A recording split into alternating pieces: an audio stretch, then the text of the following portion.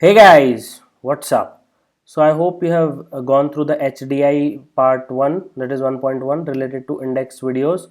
See, it is very crucial that you follow the sequence because there is some logic behind it. Since you know what is HDI now, so it will be very easier for you to now understand what are gender indexes. There is some shortcoming with respect to HDI, that is, it does not include the gender dimension.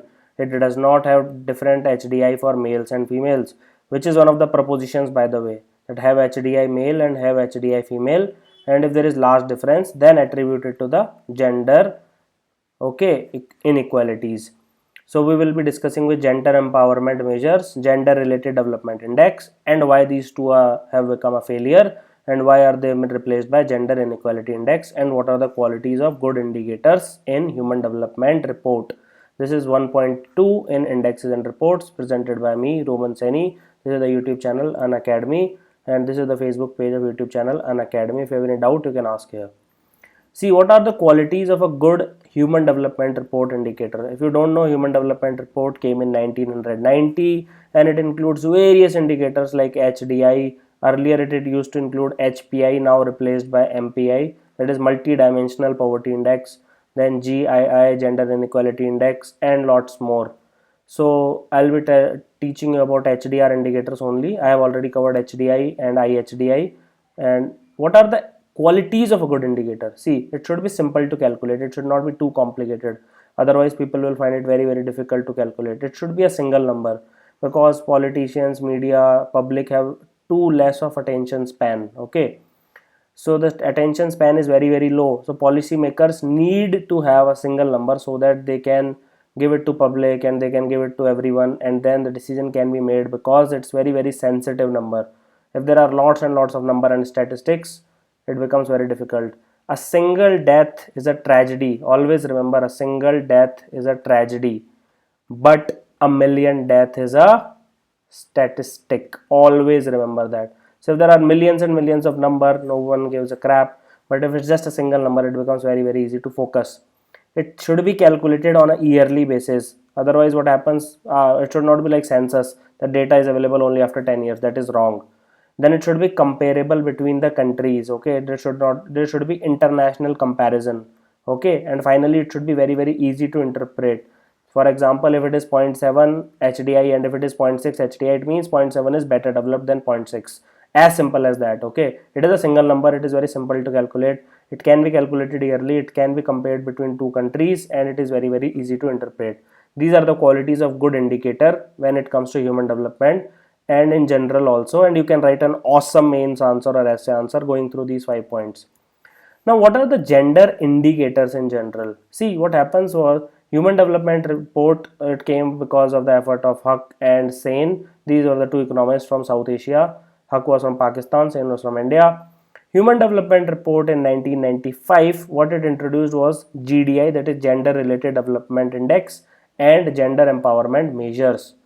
Obviously, they measure the extent of gender inequality and the women empowerment in a particular nation. Okay, why? Because HDI lacked gender dimension. That is why these need to be included, because HDI do not give a crap whether it is because of male or female the development. Okay, HDI is not able to differentiate whether the development is coming from the males or the females.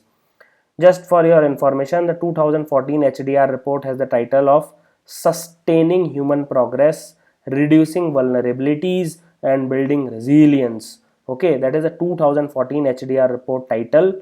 It is can be asked, or you should remember, it is very helpful if you quote it in exams.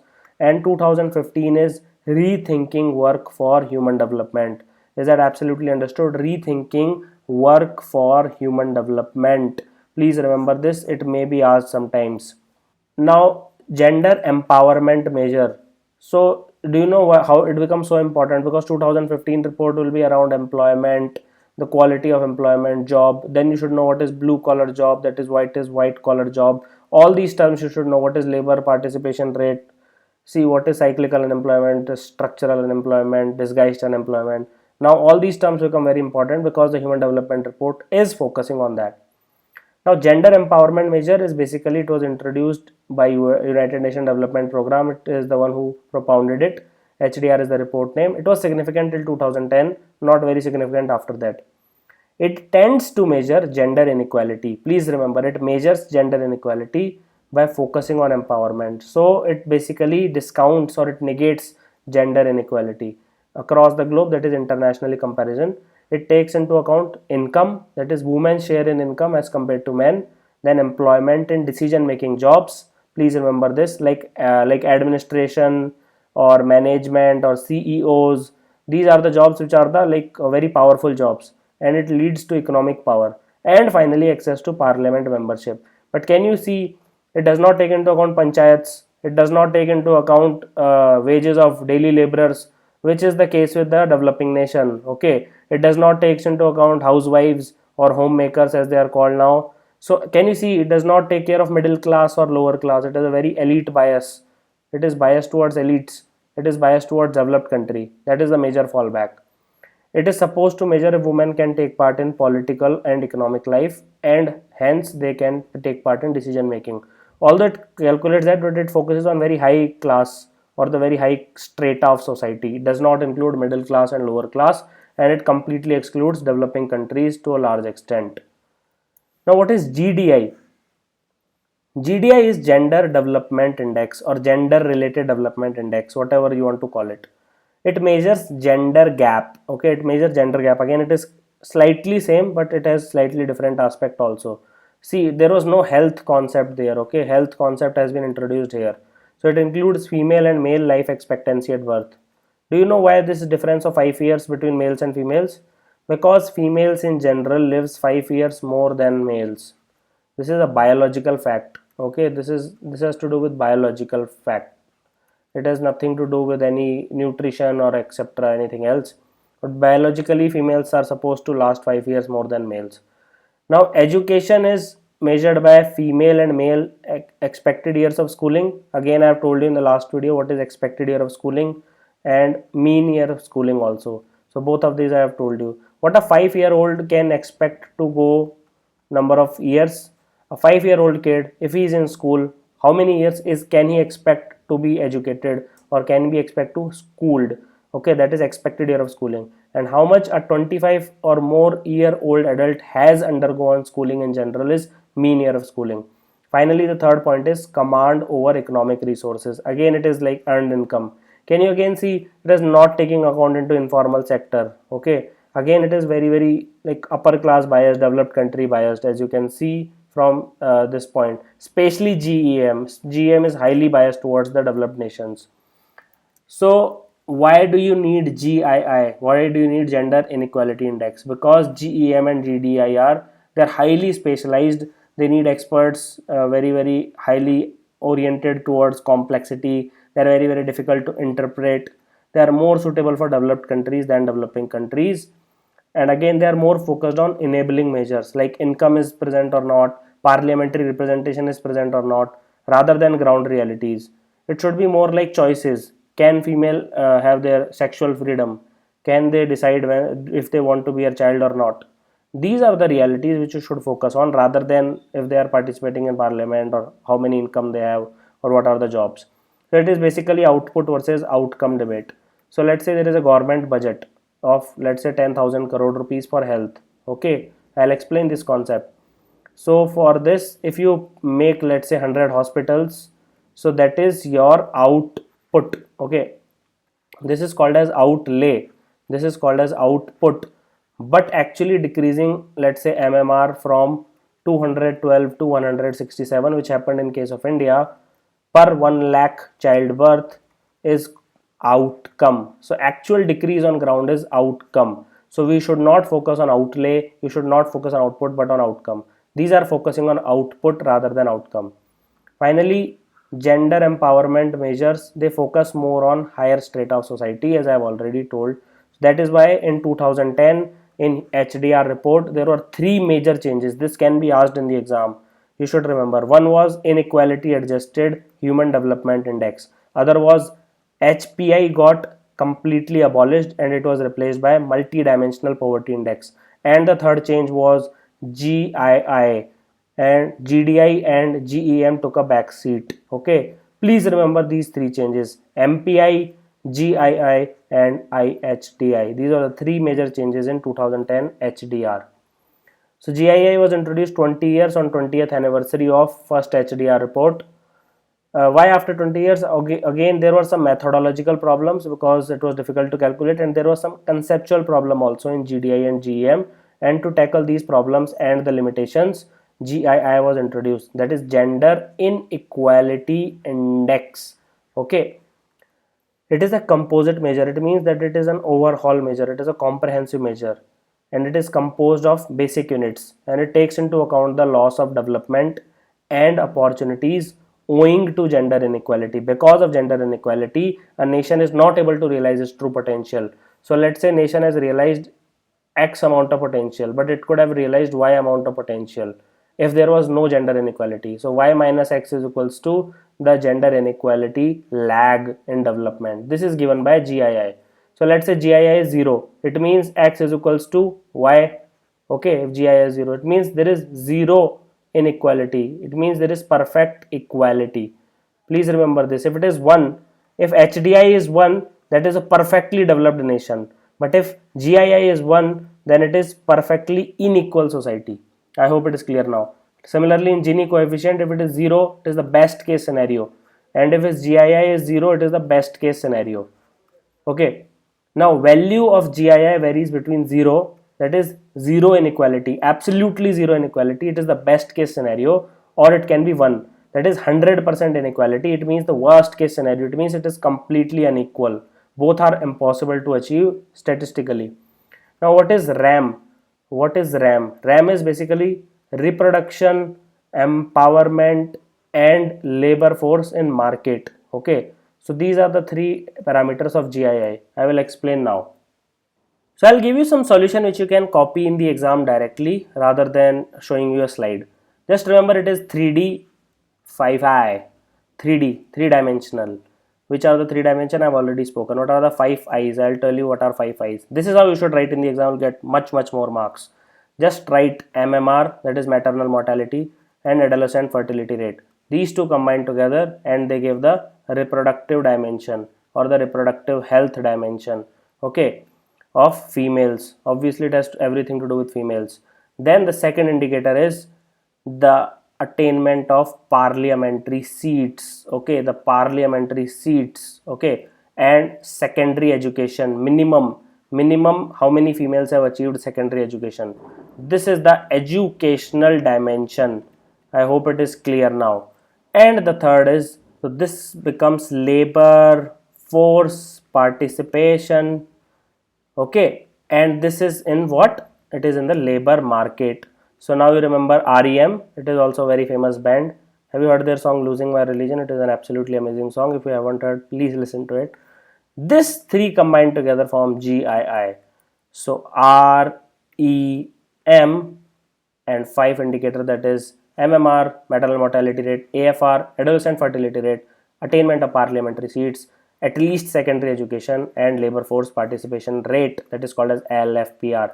So I hope it is absolutely clear now. There is absolutely no doubt. Now, gender inequality index is measuring these three aspects. Reproductive health, I have told you, MMR and AFR. Empowerment is by proportion of parliamentary seats by females and proportion of adult females aged 25 or more. Minimum criteria is secondary education. In Indian case, it is also called as 10th class. Okay, matriculation, whatever you want to call it. Higher education is 12th class, and the university education is college. Economic status is expressed as labor force participation rate, as I have already told you. It ideal state, it should include your employed, paid plus unpaid, and it should also include willing to be employed. But in practice, it do not include unpaid and willing to be employed. These are usually not included, and it is calculated between 50 to 60 years of age, the LFPR. Now, reproductive health, why it is unique? Because GII is the first indicator to take this into account. It is extremely crucial, no matter whether you are in USA or whether you are in Afghanistan. This is an extremely important indicator because it is directly related to the freedom of choice you have. And the most basic freedom is whether you want to give birth to babies or not, whether you want to participate in intercourse or not. It's a very, very, very important indicator, and it denotes the level of freedom which female have. Now, MMR is maternal mortality ratio or maternal mortality rate. Both are correct, and there is slight difference between both of them. It is calculated by UNICEF's State of the World's Children. Okay, that is the body which calculates MMR worldwide. Don't say कि India का भी ये calculate करेंगे. No. In India's case, India will provide the data to them. They will verify, and then finally they will give it to GII calculators. Now, AFR is adolescent fertility rate. It means that total number of females who are there in their adolescence who are getting pregnant. Adolescence period more or less overlaps with teenage, but slightly extend more. The various definition differs. It can be from 15 to 24, or it can be from 14 to 22. See, the definition will vary, but more or less overlapping with the teenage years plus early adulthood. That is called as adolescence. And if a female becomes pregnant in this period, there is huge implications in terms of health. Then your mental status get disturbed because you are not mentally prepared, you are not even physically prepared, so the chance of dying during the childbirth is very high. And then even if you are mentally and physically prepared, you are not financially prepared to raise a child. So adolescent fertility rate ideally should be low.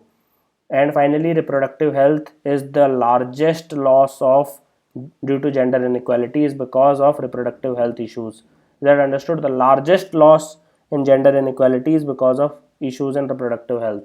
Now, what is empowerment? Okay, what do you mean by empowerment? Obviously, I have told you share of parliamentary seats is calculated by International Parliamentary Union. Let's see how are they. They are 3 by 20.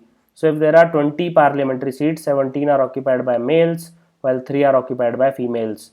That is just 15%. It is extremely low. Okay, and it is only on a national level, not state or local level. This is again very, very crucial. Why? Because in India case there are millions, and I am using the term millions of elected female representative thanks to Panchayat's 50% reservation. They are not included in such criteria. That is really sad. Now, prevailing higher education of at least secondary education attainment by females as compared to males. This is done by UNESCO. Now, more they are educated, more they participate in decision making and in public life, and lower the AFR and IMR. This is a proven study. So if they are more educated, their fertility rate goes down and their children's mortality rate also goes down. Finally, you have labor force participation rate in the market. Ideally, it should include paid, unpaid work and those who are actively seeking work, but it does not include, and it is calculated by International Labour Organization. Now, GII top rankers, which are not in order, includes these are the countries like Slovenia's rank 1, Switzerland rank 2, etc. These are the top 10 performers. There the inequality is less than 0.1. So you'll see their values are 0.02 or 0.06 or 0.08, something like that. Okay. It's a very, very good performance, almost non-existential inequality. While GII bottom ranks include either the African nations or the Arabic nations or Afghanistan. So as you can see, Chad, Niger, Sierra Leone, Mauritania, Liberia, Congo, Central African Republic, Mali, all these are African nations fighting civil wars, having destabilized population. See, and Afghanistan obviously because of its own unique issues of Taliban. Mozambique is also an African nation. Yemen is typical because of the huge problems with Arab Spring and all those internal conflicts and wars. So these are the GII bottom rankers. There the inequality is as high as 65 to 75%. So the highest value will be 0.75 or something like that. Now, when it comes to SAARC nations, obviously Afghanistan is the poorest performer, but India is the second poorest performer combined together with Pakistan. This is a very, very sad news. Very, very sad news. It should not be taken lightly. Bangladesh is 115. Sri Lanka is the best performer, 75, like in HDI also. Nepal is surprisingly very well placed, and Bhutan also. And when it comes to BRICS, no nation has 3-digit rank except India. China is surprisingly at 37 number, Russia is 52, Brazil is 85, South Africa 94.